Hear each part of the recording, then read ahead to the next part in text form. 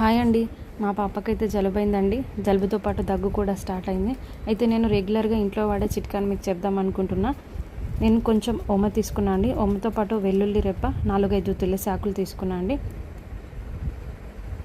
దీనికి కొంచెం salt add చేస్తున్నా.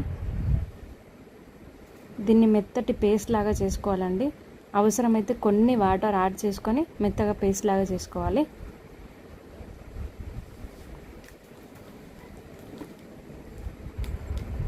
ఈ పేస్ట్ని స్ట్రెయినర్తో వడగట్టుకోవాలండి.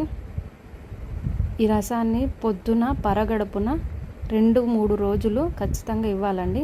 ఇస్తానే మనకి రిజల్ట్ కనిపిస్తుంది. ఇలానే స్ట్రెయినర్తో వడగట్టుకొని 1 టీ స్పూన్ రసంని తాగిస్తే సరిపోతుందండి.